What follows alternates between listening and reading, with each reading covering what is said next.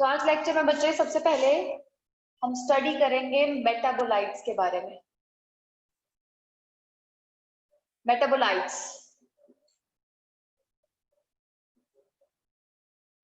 बच्चे metabolites are those molecules और those substances which are formed during metabolism, जो metabolism के दौरान हमें मिलते हैं।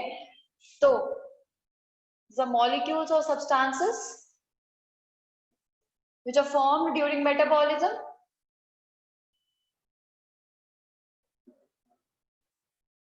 मेटाबॉलिज्म यानी कि हमारी बॉडी की केमिकल रिएक्शंस, बॉडी के अंदर होने वाली केमिकल रिएक्शंस को मेटाबॉलिज्म कहा जाता है। आगे इसके बारे में हमें डिटेल में बात करनी है, ठीक है। तो बच्चे metabolism is a set of all chemical reactions which occurs in our body.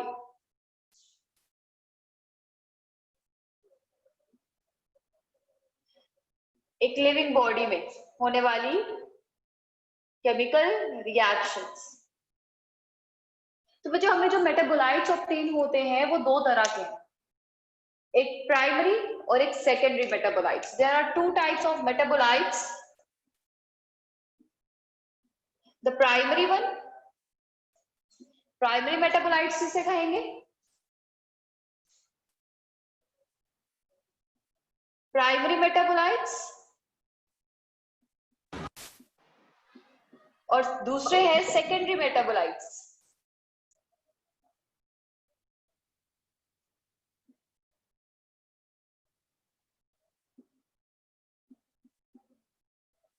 Primary and secondary metabolites, ये दो तरह के मेटाबोलाइट्स हैं जो हमें ऑब्टेन होते हैं। प्राइमरी मेटाबोलाइट्स वो होते हैं जो बॉडी में रिलीज तो होते हैं लेकिन बॉडी की वो नेसेसिटी है, बॉडी जो है वो एक्वायर कर लेती है और यूटिलाइज कर लेती है।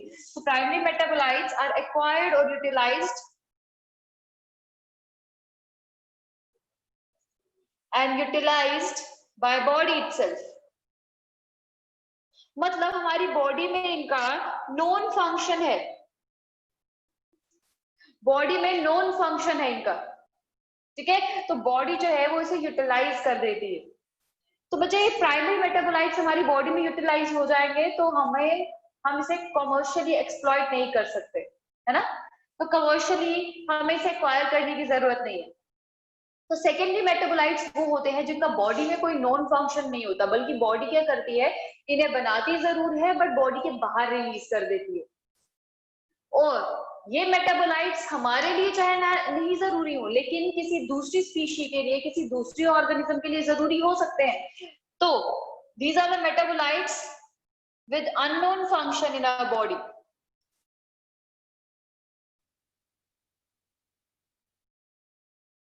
कोई अननोन फंक्शन नहीं है हमारी बॉडी में, जो बॉडी से बना रही है उसके अंदर कोई इसका फंक्शन नहीं है, कोई नॉन फंक्शन नहीं है, ठीक है। तो बच्चे ये बॉडी से बाहर रिलीज कर दिए जाते हैं but can be used by some other organism, ठीक है। तो इन्हीं सेकेंडरी मेटाबोलाइट्स की हमें कुछ एग्जांपल्स करनी है। तो एग्जांपल्स में हमारे पास आएंगे पिगमेंट्स,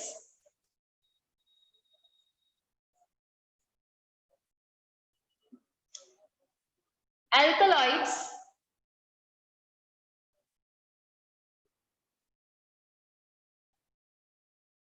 terpenes,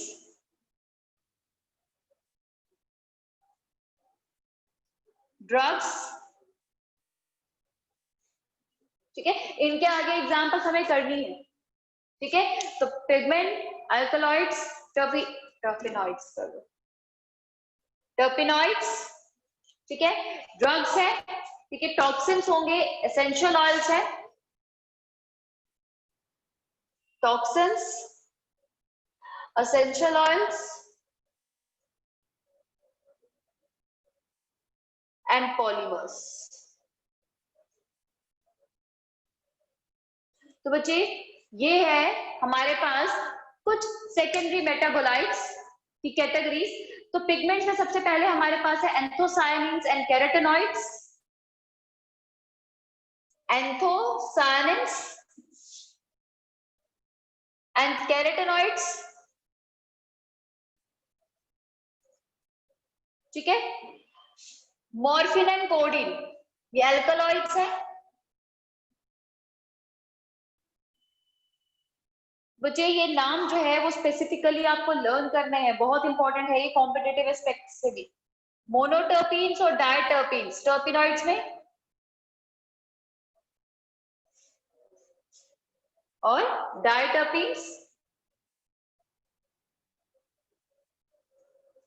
ठीक है। विनब्लास्टिन एंड कुर्क्यूमिन,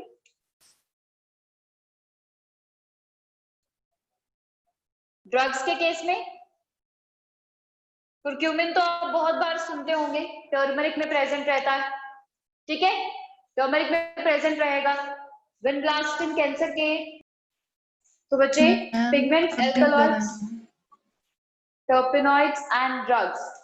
इसके बाद हम बात करेंगे, ठीक है। तो बच्चे पिगमेंट्स, अल्कलॉइड्स, टर्पेनॉइड्स एंड ड्रग्स, ठीक है। तो पिगमेंट्स है हमारे पास एंथोसायनिन्स एंड कैरोटेनॉइड्स, अल्कलॉइड्स में मॉर्फिन एंड कोडीन, टर्पेनॉइड्स में मोनोटर्पीन्स एंड डाइटर्पीन्स, ड्रग्स में विनब्लास्टिन एंड कुर्क्यूमिन, राइट। अब बच्चे टॉक्सिन्स की बात करें तो टॉक्सिन्स में हमारे पास है आर्बिन एंड रिसिन,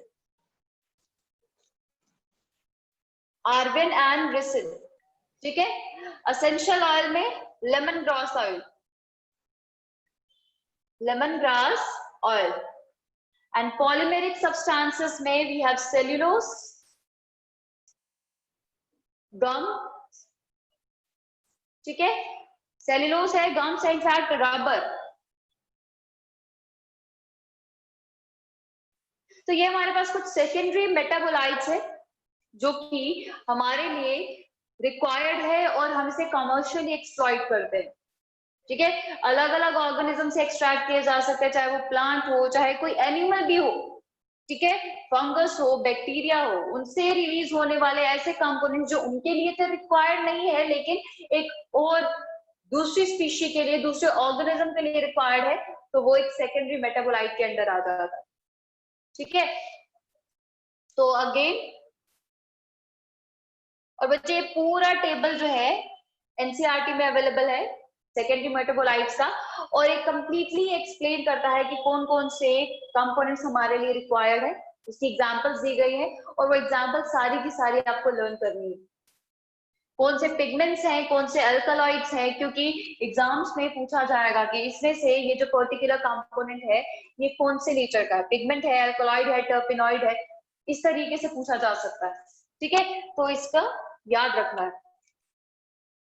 तो जो भी फिगर, जो भी डाटा एक बुक में लिखा जा रहा है, एनसीईआरटी में मेंशन है, तो आपको स्ट्रिक्टली वो लर्न करना ही है। तो बच्चे अब मेटाबोलाइट्स कंप्लीट होने के बाद अब हम अपना फर्स्ट ऑर्गेनिक मटेरियल लेंगे, दैट इज कार्बोहाइड्रेट। कार्बोहाइड्रेट लेंगे ताकि हम वो ऑर्गेनिक मटेरियल पूरा स्टडी कर सके और उसका स्ट्रक्चर, उसके फंक्शन, उसका लोकेशन के बारे में हम बात करेंगे कि वो कहाँ पे प्रेजेंट होते हैं, उनका स्ट्रक्चर क्या है, किस तरीके से वो चेन अरेंजमेंट में होते हैं, किस तरीके से वो साइक्लिक अरेंजमेंट में होते हैं, ठीक है। तो कार्बोहाइड्रेट्स के बारे में बात करते हैं। So what are carbohydrates?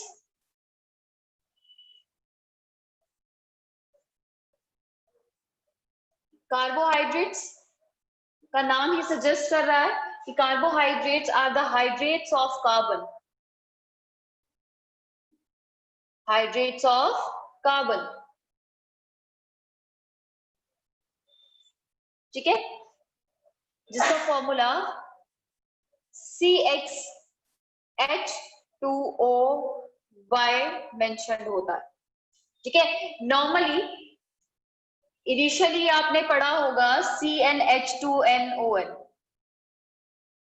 ये फॉर्मूला जिसमें N जो है वो number of molecules, sorry number of atoms को डिनोट कर रहा है। तो बच्चे इस केस में CnH2ON जो है वो हर एक कार्बोहाइड्रेट पे हम एप्लीकेबल, हर एक कार्बोहाइड्रेट के केस में एप्लीकेबल नहीं होता, तो इसीलिए अब जो फॉर्मूला है, जो एक्यूरेट फॉर्मूला है, दैट इज CxH2OY, ठीक है। X और Y जो है वो नंबर ऑफ एटम्स को डिनोट करते हैं। सबसे पहले X जो है it denotes the number of atoms of carbon, and similarly Y represents number of molecules of water, ठीक है।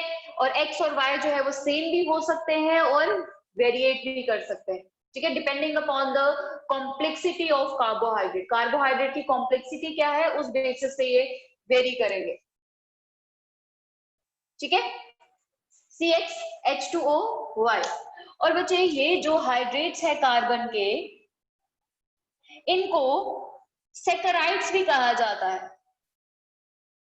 सैकराइड्स मीन्स स्वीट, तो इनका टेस्ट जो है वो होता है स्वीट।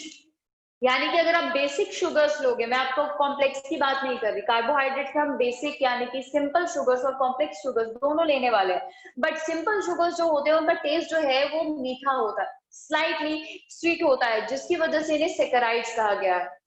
ठीक है, saccharides because sweet in test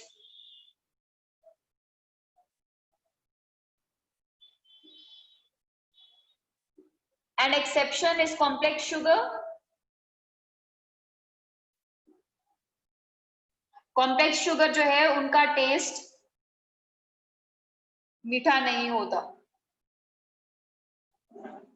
fruit में शुगर है, ठीक है, फ्रूट में शुगर है, स्टार्च शुगर है, ठीक है, बट अगर आप देखो तो राइस में आपको वो स्वीट टेस्ट बहुत प्रोमिनेंट नहीं होता जितना फ्रूट में होता है। ठीक है, स्टार्च जो है वो उतना ही कॉम्प्लेक्स है। ठीक है, कॉम्प्लेक्स है जिसकी वजह से उसका स्वीट टेस्ट प्रोमिनेंट नहीं होता, जैसे मतलब जैसे जैसे कॉम्प्लेक्सिटी बढ़ेगी वैसे वैसे स्वीट टेस्ट जो है वो कम होता जाएगा। ठीक है, तो अब इस कार्बोहाइड्रेट की कॉम्प्लेक्सिटी के बेसिस पे हम इसे क्लासिफाई करेंगे, तो वो क्लासिफिकेशन है इस बेसिस पे कि नंबर ऑफ शुगर मॉलिक्यूल्स कितने हैं, नंबर ऑफ शुगर मॉलिक्यूल्स कितने हैं। अगर शुगर मॉलिक्यूल एक ही है तो वो मोनोसेकेराइड रहेगा, अगर दो है तो वो डाइसेकेराइड रहेगा। मतलब 2 से अगर 10 तक की मैं बात करूं तो उसे ओलिगोसेकेराइड की कैटेगरी में डाला जाता है। ठीक है, जो हम कंपाइलिंग स्टडी करेंगे। उसके बाद अगर 10 से ज्यादा है तो पॉलीसेकेराइड रहेगा। ठीक है, तो अब इस तरीके से कार्बोहाइड्रेट की कैटेगरी स्टडी करेंगे हम। So here we have 3 particular classes. सबसे पहले मोनोसेकेराइड, देन ओलिगोसेकेराइड, फिर पॉलीसेकेराइड। अगेन कॉम्प्लेक्सिटी के बेसिस पे है कि कितने शुगर मॉलिक्यूल्स रहेंगे। ठीक है, तो सबसे पहले मोनोसेकेराइड की बात करें तो monosaccharide has single sugar molecule in the structure, single sugar molecule रहेगा। बट वही हम अगर ओलिगोसेकेराइड की बात करेंगे we have 2 to 10 sugar molecules.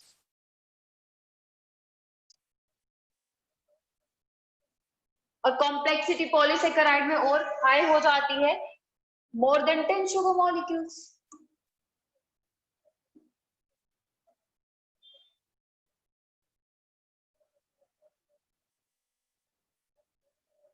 तो इस तरीके से वी हैव 3 मेन कैटेगरीज।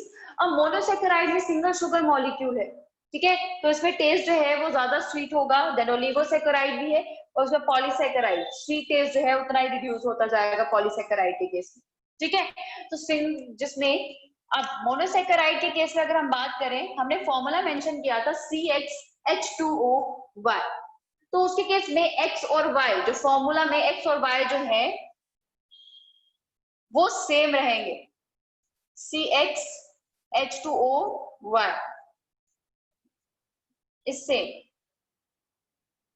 मतलब x अगर 6 है तो y भी 6 होगा, x अगर 5 है तो y भी 5 होगा। तो मतलब ये जस्टिफाई करता है उस कंडीशन को, CnH2ON इस कंडीशन को जस्टिफाई कर रहा है सिर्फ मोनोसेकेराइड। बट जैसे जैसे कॉम्प्लेक्सिटी बढ़ रही है, यानी कि मोनोसेकेराइड से डाइसेकेराइड बनेगा, देन ट्राइसेकेराइड बनेगा, तो x और y जो है उनका जो नंबर है वो चेंज होगा, यानी कि सिमिलैरिटी जो है वो नहीं रहेगी। तो x और y इस फॉर्मूला में डिफरेंट रहेगा,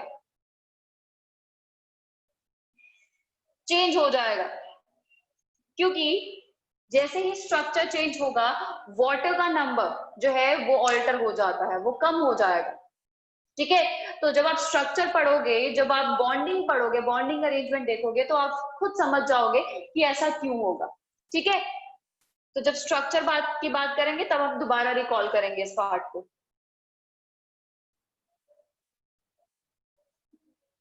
ठीक है। तो बच्चे अब इसमें देखो हमारे पास सिंगल शुगर मॉलिक्यूल है, पर हम इस सिंगल शुगर मॉलिक्यूल को जब हाइड्रोलाइज करने लगेंगे यानी कि वाटर के प्रेजेंस में ब्रेक करने लगेंगे तो हमें फर्दर सब पार्ट्स नहीं मिलेंगे, फर्दर ब्रेकिंग नहीं होगा उसका शुगर मॉलिक्यूल्स में, क्योंकि एक ही शुगर मॉलिक्यूल है तो वो फर्दर कैसे ब्रेक हो जाएगा, ठीक है ना।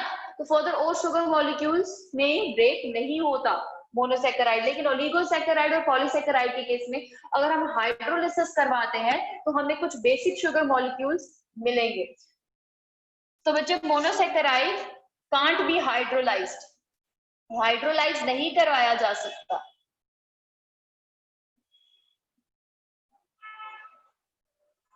ठीक है, बट ओलिगोसेकेराइड्स और polysaccharides they can be hydrolysed.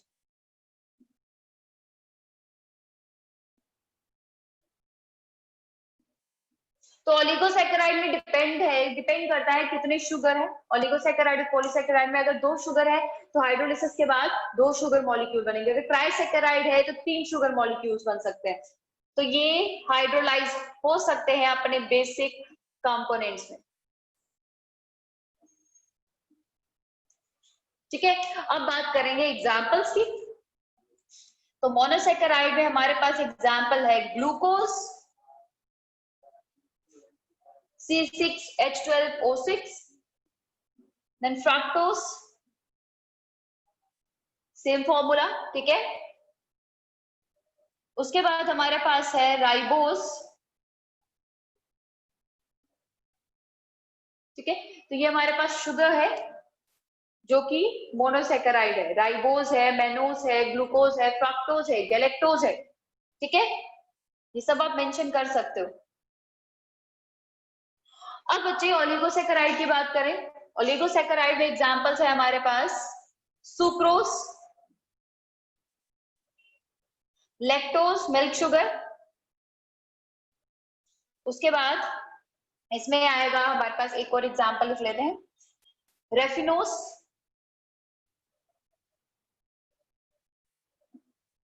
मैल्टोज भी मेंशन करेंगे, ठीक है। तो ये कुछ एग्जांपल्स है ओलिगोसेकेराइड से। और पॉलीसेकेराइड इसमें आएगा starch, glycogen, chitin, chitinous exoskeleton की बात की थी आपने आर्थ्रोपॉड्स के केस में, फंगल सेल वॉल की बात की थी, काइटिन उसी का पार्ट है, ग्लाइकोजन है, उसके बाद सेल्यूलोज है, ठीक है। तो और भी बहुत सारे कंपोनेंट्स है, बहुत सारे एग्जांपल्स है, ठीक है, जो कि हमारे पास पेप्टिडोग्लाइकन है, ठीक है, हाइलुरोनिक एसिड है जो हम आगे डील करेंगे कि वो किससे बने हैं और किस तरीके का अरेंजमेंट है, ठीक है। तो ये है हमारे पास क्लासिफिकेशन। तो सबसे पहले स्ट्रक्चर और अरेंजमेंट को समझने के लिए हम मोनोसेकेराइड में से एक एग्जांपल पिक कर रहे हैं, दैट इज ग्लूकोज, जिसके रेफरेंस से हम कार्बोहाइड्रेट के स्ट्रक्चर को स्टडी करेंगे, ठीक है। और इसके एस्पेक्ट्स में कुछ और स्ट्रक्चर्स की भी बात करेंगे, ठीक है, जो इससे अपोजिट होंगे। तो बच्चे this is the structure, chain structure of glucose, the chain structure of fructose.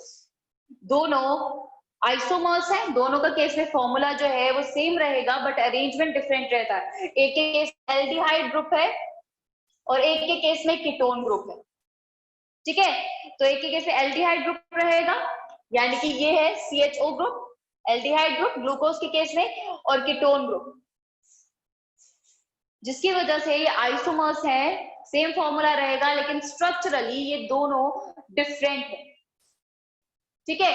तो ग्लूकोज का ये चेन स्ट्रक्चर है, this structure the first carbon, second, third, fourth, fifth and sixth, ठीक है, first, second, third, fourth, fifth and sixth.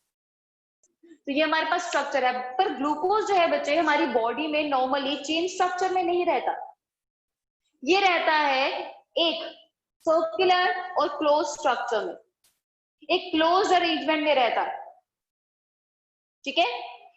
तो वो close structure जो है उसे पायरेनोस रिंग कहा जाता है, तो मतलब जो क्लोज स्ट्रक्चर और जो रिंग अरेंजमेंट बना रहा है ग्लूकोज, वो है पायरेनोस रिंग। ठीक है, तो हमारे पास डिफरेंट कार्बन होंगे, जैसे कि 5 कार्बन है, ठीक है, 5 कार्बन मोनोसेकेराइड होता है, ठीक है, 5 कार्बन होता है, 6 कार्बन होता है, 7 कार्बन होता है, 3 कार्बन होता है, 4 कार्बन होता है। तो हमारे पास जो मोनोसेकेराइड होंगे ना, वो 3 से लेके 7 कार्बन स्ट्रक्चर होते हैं, तो हमने 6 कार्बन स्ट्रक्चर लिया है। तो बच्चे जो रिंग अरेंजमेंट बनाते हैं, वो रिंग अरेंजमेंट खुद को स्टेबलाइज करने के लिए बनाते हैं। अगर 5 कार्बन रिंग, 5 मेंबर रिंग बन रही है, तो उसे फ्यूरेनोस कहा जाता है, लाइक दिस।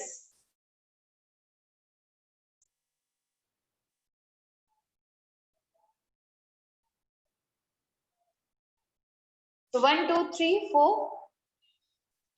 4 5, ये 5 मेंबर है, ये 5 मेंबर रिंग जो है, इसे फ्यूरेनोस कहा जाता है। खुद को स्टेबलाइज करने के लिए ये चेन स्ट्रक्चर जो है वो बनाते हैं रिंग अरेंजमेंट, और ये है 6 मेंबर्ड रिंग जो कि पायरेनोस कहा जाता है। तो ग्लूकोज जो है वो पायरेनोस रिंग बनाता है। फ्यूरेनोस 5 मेंबर्ड और पायरेनोस 6 मेंबर्ड। ठीक है, तो 6 मेंबर्ड और 5 मेंबर्ड रिंग बनती है। तो हमें इस रिंग के बारे में बात करना है। जैसे कि मैंने बात की कि हम ग्लूकोज से के रेफरेंस से कार्बोहाइड्रेट के स्ट्रक्चर को और अरेंजमेंट को एनालाइज करेंगे, तो हम वही कर रहे हैं। ठीक है, ऑल्दो हमारे पास 3 कार्बन स्ट्रक्चर होते हैं मोनोसेकेराइड में, ठीक है, 3 कार्बन होते हैं, जैसे DHAP, डाइहाइड्रोक्सी एसीटोन फॉस्फेट। टेट्रासेकेराइड होते हैं, एरिथ्रोलोज होता है, एरिथ्रोज होता है। पेंटासेकेराइड, सॉरी ये पेंटासेकेराइड नहीं, दिस 5 कार्बन मोनोसेकेराइड जिसे राइबोस कहोगे, 6 carbon monosaccharide glucose, fructose, galactose, mannose कहोगे। 7 मेंबर, 7 कार्बन मोनोसेकेराइड स्यूडोहेप्टुलोज। लेकिन हमें स्टडी करना है सिर्फ ग्लूकोज का रिंग अरेंजमेंट, ताकि हम समझ सके कि ये जो कार्बोहाइड्रेट्स है वो रिंग अरेंजमेंट किस तरीके से बनाते हैं। ठीक है, तो उसके लिए मैं इरेज कर रही हूँ ये फ्यूरेनोस रिंग और फ्रक्टोज का स्ट्रक्चर। ठीक है, ठीक है, तो बच्चे ये है ग्लूकोज का स्ट्रक्चर। तो ग्लूकोज के स्ट्रक्चर में क्या हुआ, हमने 5th कार्बन में जो OH ग्रुप था उसका हाइड्रोजन जो है वो 1st कार्बन के ऑक्सीजन के साथ जाके पेयर कर गया। तो यहाँ से हाइड्रोजन ने अपना एक इलेक्ट्रॉन लिया और ऑक्सीजन ने एक इलेक्ट्रॉन लिया, और यहाँ पे पेयरिंग करनी और बन गया OH, तो CHOH। ठीक है, यहाँ पे एक सिंगल इलेक्ट्रॉन कार्बन के पास है, 1st कार्बन के पास, और 5th कार्बन के ऑक्सीजन के पास अपना एक सिंगल इलेक्ट्रॉन है, जिन्होंने आपस में फर्दर पेयरिंग की और बन गया एक रिंग लाइक अरेंजमेंट। ठीक है, अब बच्चे दिक्कत आ रही थी ये कि 4th कार्बन और 5th कार्बन का ग्रुप, 4th कार्बन का OH और 5th कार्बन में CH2OH जुड़ा है, जो कि हेवी ग्रुप्स हैं जो स्टीरिक हिंड्रेंस शो करेंगे। तो स्टीरिक हिंड्रेंस को प्रिवेंट करने के लिए यहाँ पे CH2H जो है वो इस साइड आ जाता है H की पोजीशन पे, और H जो है वो फर्दर अपनी पोजीशन राइट साइड यानी कि चेंज कर देता है। ठीक है, तो अब इसकी वजह से बन गया एक कंप्लीट रिंग, और वो कंप्लीट रिंग हमने इस तरीके से फ्रेम किया। ठीक है, और फ्रेमिंग के बाद हमें पूरा स्ट्रक्चर मिला जिसमें 1st कार्बन में H जो है वो अबव द प्लेन था और OH बिलो द प्लेन। अगर OH बिलो द प्लेन हो तो उसे अल्फा ग्लूकोज कहा जाता है, अल्फा शुगर और अल्फा कार्बोहाइड्रेट। तो बच्चे अगर OH जो है अबव द प्लेन हो तो वो है बीटा ग्लूकोज। ठीक है, तो इस तरीके से हमारे पास एक रिंग अरेंजमेंट बन गया, तो अल्फा और बीटा ग्लूकोज। ठीक है, जो हम आगे स्ट्रक्चर यूज करने वाला है। ठीक है,